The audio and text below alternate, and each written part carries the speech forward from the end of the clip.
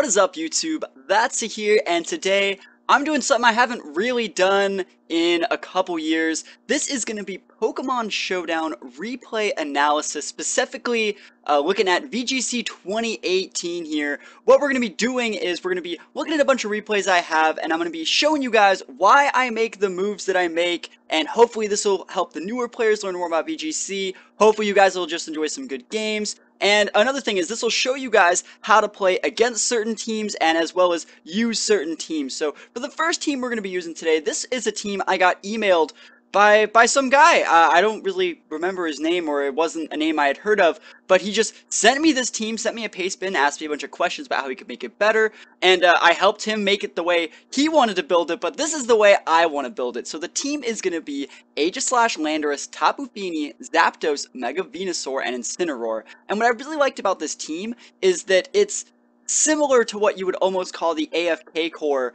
from 2017, you know, the Kartana, Fini, Arcanine core, because it has Fini, Mega Venusaur, and Incineroar. So it has the three main types there, but this is a lot bulkier, and I really like the item choices he had on a bunch of these mons. I completely changed a lot of the movesets and EV spreads for my own taste, and I'm going to be going through those in just a minute, but I really think this team is really solid. I was very surprised at how many options I had against a wide variety of teams. So we're going to be running the Ghost EMZ on Aegislash. We're actually going to be running a Choice Scarf Landorus. Yeah, no Vest, no Z-move. We're running the Choice Scarf Landorus of old. We're running a 50% berry on Fini. Fini's a little bit weird. I really want to run like a Calm Mind Leftover set, but, you know, he suggested the Fini. Remember, this was originally his team, and, you know, it works. It works. It just it goes against my own tendencies, I guess. We're also running, we are running in his team, he had a Misty Seeds on his Zapdos. So that's what we're running here, but I changed the move setup a little bit. So it's going to be a Misty Seeds on Zapdos, very unique.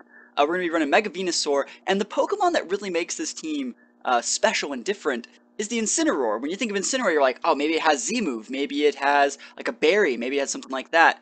The Incineroar has an Assault Vest, and Incineroar actually had some really good move to remove, so its moveset is going to be like Fake Out, Flare Blitz, Knock Off, and Low Kick. Like, holy moly, like, Arcanine wishes it had that type of utility.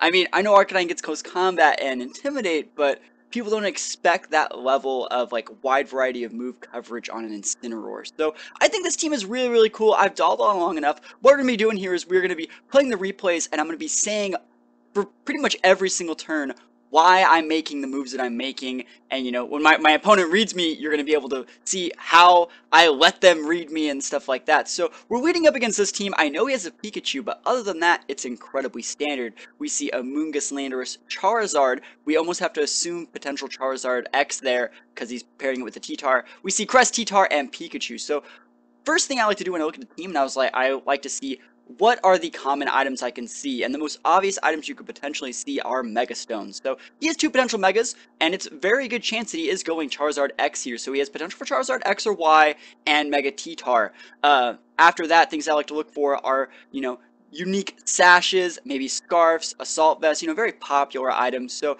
we're looking at it, potential scarf or vest on Lando. We're going to see a potential sash on Pikachu. Obviously, Light Ball is the most common item on Pikachu, but, you know, I've seen a couple sash Pikachus in my day with Endeavor Quick Attack and stuff like that. So it's a very low chance that that's going to happen, though, because he is pairing it with a Tyranitar whose Sandstream would break the stash. So we're not going to see that. As for, you know, other choice items, probably not going to happen. After that, the things I want to look for are obvious, like, items that, you know, that aren't, you know, choice scarf or stuff like that. So berries and things like that. So probably 50% berry on Crest, potential for 50% berry on Amoonguss. I'm thinking he might have Black Sludge on there, so we can pair it with the T-Tar to kind of counteract that, I guess, a little bit. He could also have like an Akaberry or something. It's really random. So Akaberry, you know, that's the berry that reduces fire type damage. That would be one of the worst case scenarios here, because one of our best ways, and one of our only ways to really check that Amoonguss is with our Incineroar. So Akaberry Amoonguss would be pretty bad here, and you may think, why am I tunneling so hard on an Akaberry? Well, you have to do all these things in a team preview. You have to think of the worst possible scenarios for everything. And that's just one of the worst possible scenarios. So when we're going into this, we're going to try to, in this game, gain speed control. And you can say it's as easy as setting up a Tailwind with your Zapdos. But do you even want to bring Zapdos here? That's the next thing you got to think of. How do I accomplish my goals in this game? Like I just said, I want speed control. But I don't think that Zapdos is the right mon. Thunderbolt's get redirected by a Pikachu. Just having Zapdos in our team preview makes it so he's probably going to be bringing his Pikachu. So there's no reason to bring Zapdos here other than Tailwind. And even if we're bringing it just for Tailwind, we're not running HPI, so we can't hit the Lando, can't hit the Amoonguss very well.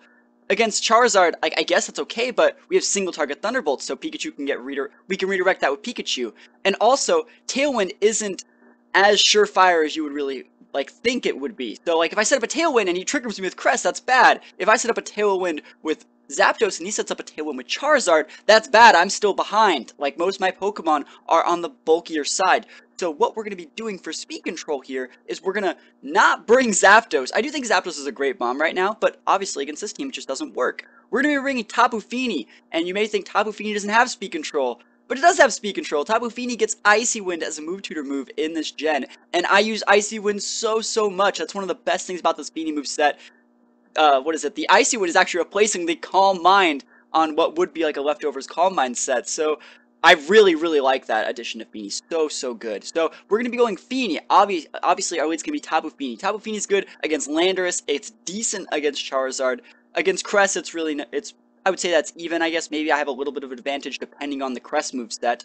Against T-Tar, I have the advantage. Against Pikachu, I can bait that Pikachu and just kill it with my partner. So I'm not even going to say that Pikachu checks Fini that much. So Fini, definitely going to be the lead. And the next thing we're looking for is what do we pair with the Fini? Obviously, like I said, Zapdos was a potential idea, but it's not that great. And our opponent has an Intimidator. So I don't want to lead my Lando. I think Lando's a pretty obvious lead against this guy. But what if he leads Crest or his Lando? I don't really want to fight those with my Lando because the vested Lando would win every time. The bulkier Lando would win every single time. So what we're going to do is we're actually going to lead Incineroar. And you may be thinking, why are you leading your Incineroar just to get fake outed? Well, sorry, not just to get fake outed. Well, I mean, if you let us Pikachu, you get fake outed. But why lead Incineroar just to get intimidated? That doesn't make any sense. Well, if he leads Charizard or Crest or Lando, we can fake out those. We can knock off the Crest. If he leads his T-Tar, I can low kick that. If he leads his Amoonguss, I can Flare Blitz that. Incineroar is an amazing Pokemon in this game. It completely checks all of his Pokemon, even at -1. And another thing it does is if he does lead his Lando and does intimidate us, after fake outing or for whatever I want to do for a turn, I can just switch into my Lando and then intimidate his Lando, giving me the complete power play. I'll have the speed control from my Lando being faster than his. I'll have the intimidate on his Lando. I won't be intimidated myself. And then I can just save Incineroar to come back out, reapply fake out pressure, pick up some juicy KOs later on in the game. So far we have Fini, Incineroar, Landorus. Now, looking at this, what is the last Mon going to be? We're kind of short on Mons that can pick up KOs on Crest, so Crest is somewhat of a problem. It'd be really cool to bring Aegislash this game. I think I do bring Aegislash this game. Do I bring Aegislash this game? I think I actually bring Aegislash this game, because obviously looking at this, if all he has to really break Aegislash is Zard, and potentially T-Tar, and then maybe Lando, depending on if he wants to lose to Wide Guard, I think that's the right play. I don't remember exactly if I bring Aegislash or Venusaur, but I can make arguments for both of them. Venusaur is pretty solid here. Mega Venusaur is so good, but I really do think I bring Aegislash here, just because Aegislash is... No, wait. I bring Venusaur here. I bring Venusaur here. I bring Venusaur here because I wanted a Pokemon that I can switch in on the Pikachu just in case my Landorus, gets caught up doing something. Let's say my board's Fini Landorus. I need something to switch into to block a Volt Tackle or something. So that is why we brought Venusaur. And also Venusaur with Thick Fat kind of beats Zard. Venusaur can fight Cresselia, believe it or not. Especially if it's a Moonlight Cresselia, even in in a Sandstorm, I think Venusaur can still fight it. All we gotta do is Sludge Bomb till we get a Poison, Leech Seed up that thing, and we're gonna be okay. And also, what is it? Amoonguss's Rage Powder does not redirect Venusaur because Venusaur is a Grass type. So Venusaur, gonna bring my Mega here. I don't ever think it's necessarily a bad idea to bring Venusaur to almost any matchup. This thing has almost no weaknesses at all thanks to the Thick Fat ability, and it's just so bulky and so good. Mega Venusaur is going to be an amazing Pokemon as the format gets older. So, I know I've talked forever, and we haven't even started the game yet, and that's all stuff you have to do every single game before you play. You gotta do all that stuff in Team Preview. You gotta go list every single thing like I just said, and now we can finally start the game. So we're gonna start the game here, and I'm gonna be leading Incineroar and Tapu Fini, just like I said. And we're going to see our opponent go Landorus, like I said that was a possibility, and Charizard. So we're going to pause this here, we see Landorus and Charizard, and the fact that he's leading Charizard and Landorus makes me think it is Charizard. Why? There is still a high chance that he brought his Tyranitar, but looking at this board, it looks like he wants to go either Earthquake Rock Slide, or just Earthquake Heat Wave, like, or Earthquake Solar Beam and stuff like that. So I'm really getting a Mega Zard Y from this board, and one thing I don't want to happen is for him to get a Tailwind up, but even if he gets a Tailwind up, we're still going to be okay.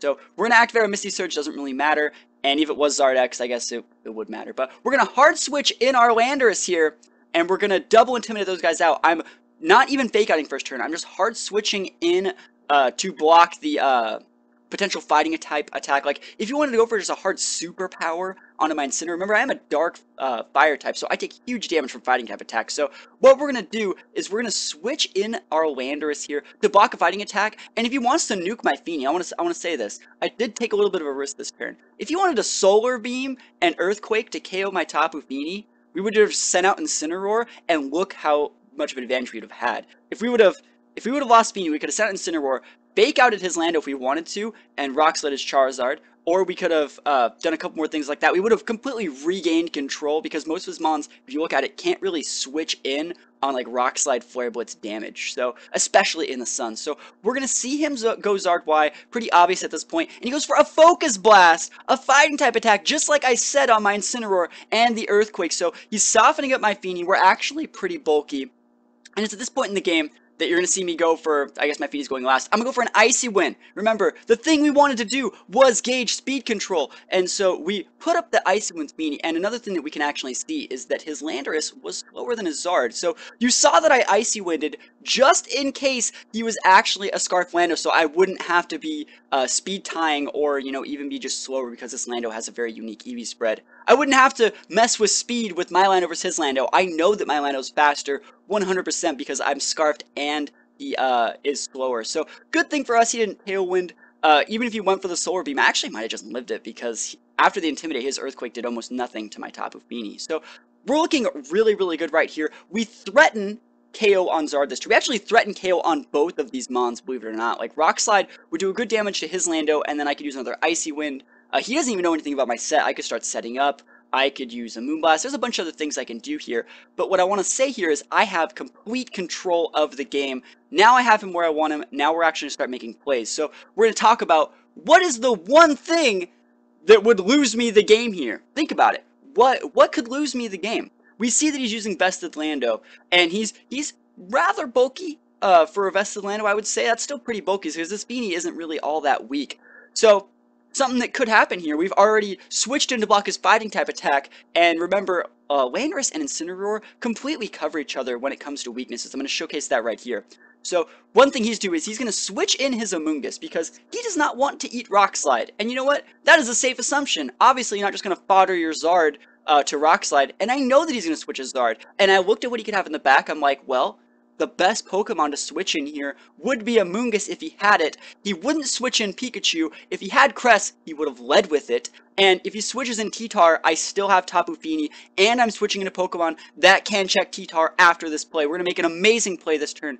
We switch out Tapu Fini for Incineroar here, and we U-turn the Lando, because we knew that we were faster, and we come in back with our Tapu Fini. So what we've done here, I guess, we also block the HP Ice onto what was the Landorus slide. You're going to see it hits the Fini for nothing. So I talked about, we blocked an HP Ice because that was the worst possible thing that can happen.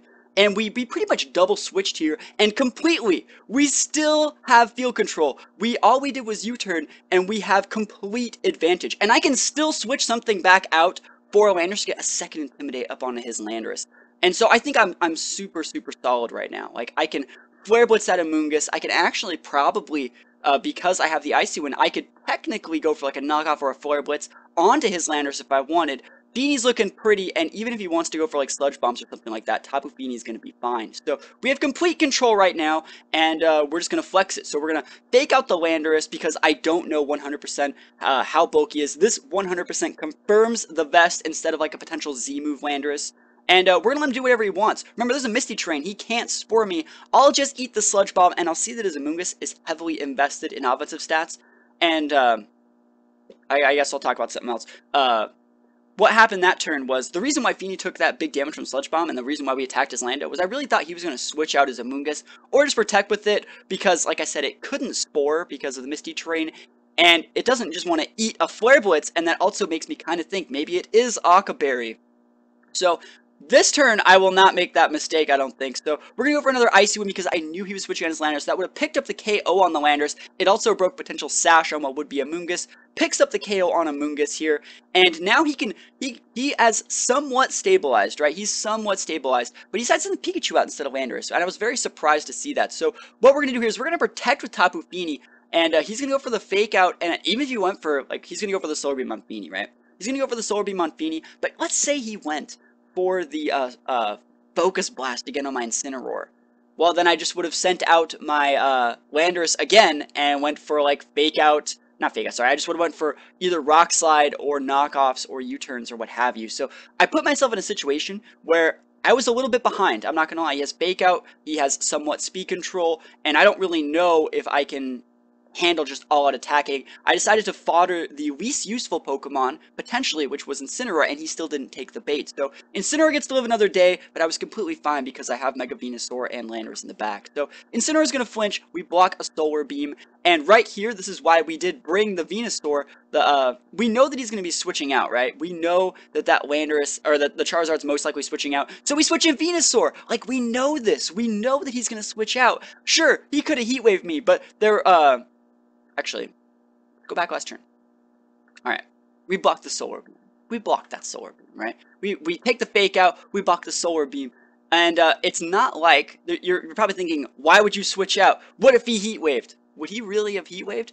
Because what happens here is his Sun goes away. So the Sun goes away, right? It's going to let us switch in the Venusaur because he can't Solar Beam us. And Heat Wave would not KO Fini. We're actually right out of the range of our Berry, and since he's seen Protect and seen like Icy Wind and a bunch of other moves, he knows that we're using a 50% Berry. He knows this. So we're going to switch out Fini for Venusaur because we know that he's just going to use an electric attack. And sure, I could have switched in my Lando, but I'd rather save my Lando for later on in the game and confirm myself into a move that I want to, because remember, we're Scarfed. So, and I was planning on switching Lando in the other slots. So, yeah, we make another amazing double switch, completely neutralize most of the damage. We're going to go Mega Venusaur here, and we're going to go Rock Slide, because remember, we are faster than his Lando because we're using a Choice Scarf. Pick up the KO on Lando. He can Volt Tackle us with that Pikachu all he wants, but in reality, he's just going to get bodied by Sludge Bomb. And so now, it's Charizard versus the world. I have my Lando locked into the correct move. I didn't ever have to lock it into Earthquake or Knockoff or anything. All I got to do is hit a move, but even if I miss, I'm still in such a good position that it's going to be okay. At this point right here, I hit him right there. I was thinking about switching out my Lando, but I realized all I would have to do is come in with like Fini and Incineroar and just win the game. Worst case scenario, we would miss another Rock Slide, but we still would have been fine.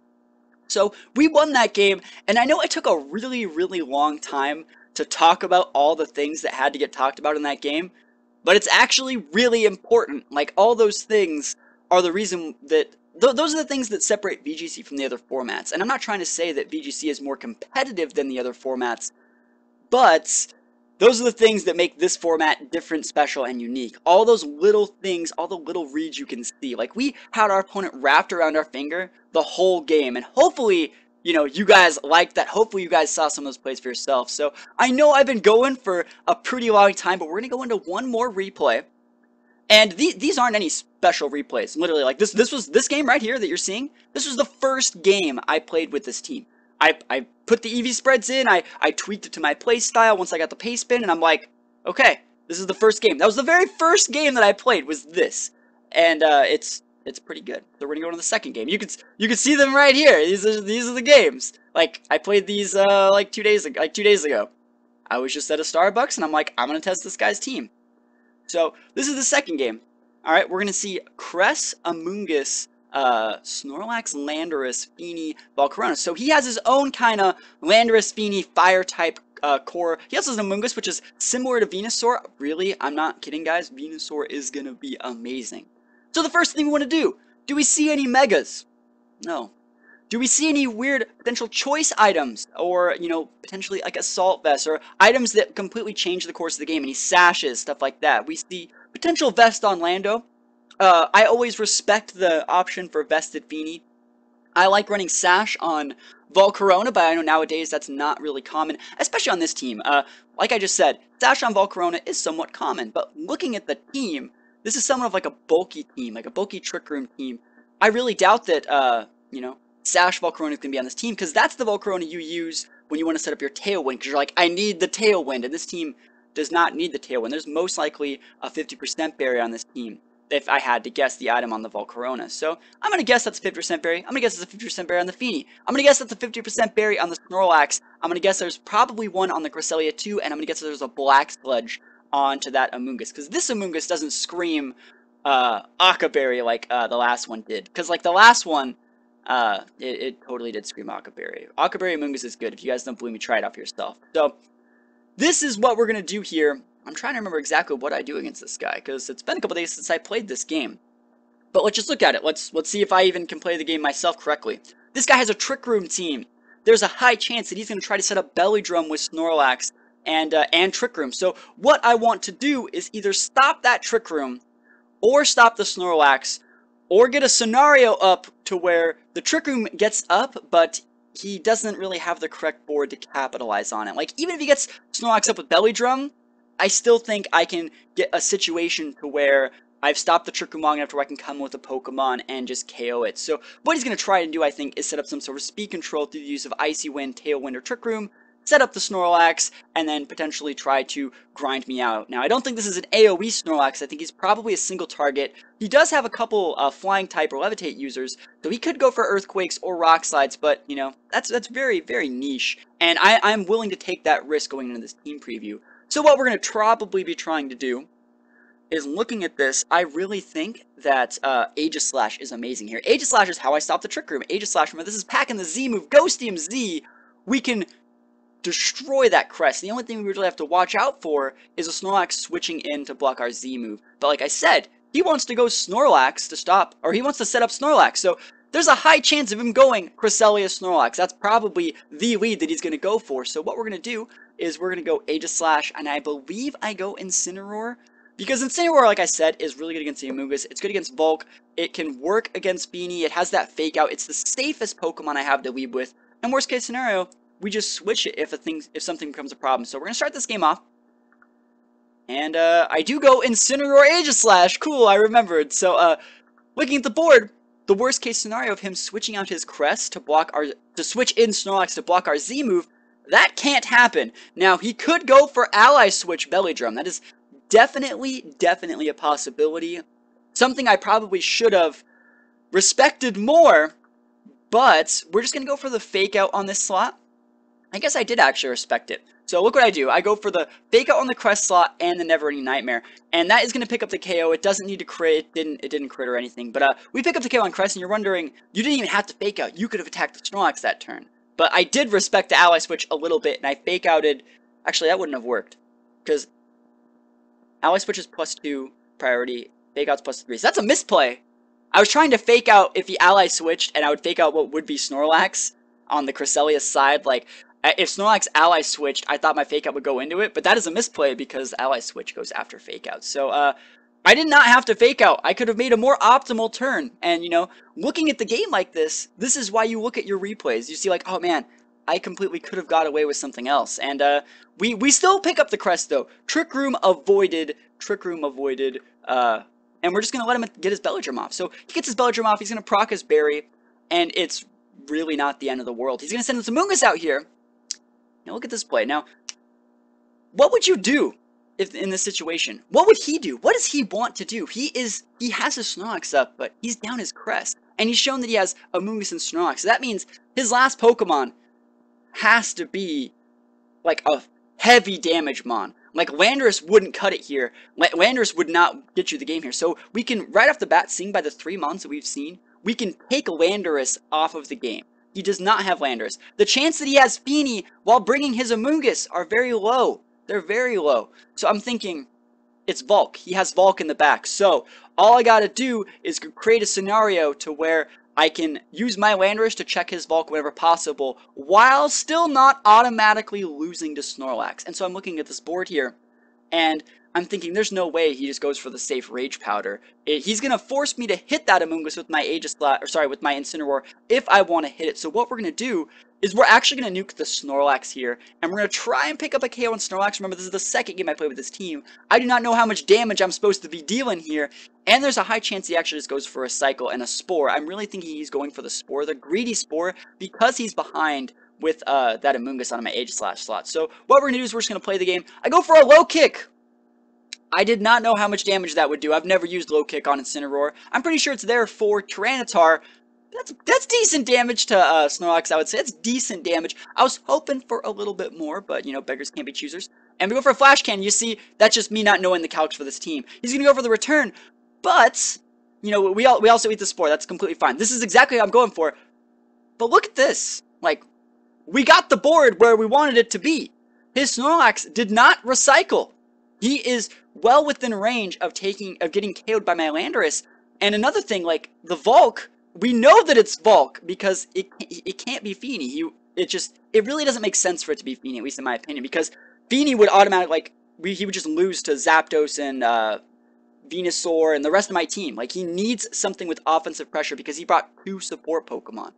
So I'm thinking I win because I have Landorus, and Landorus just completely checks a Snorlax from here and can deal with Bulk. So what we're going to see is we're going to switch in our Venusaur, right? He's going to go for the obvious Rage Powder, and I go for the Earthquake. And you may be thinking, you just Earthquaked your own Venusaur, my guy. Why would you do that? I said that I'm pretty sure it's Volk, and I have to KO the Lax. Like, I have to KO that thing. So Rock Slide, first of all, just might not KO it. I could miss.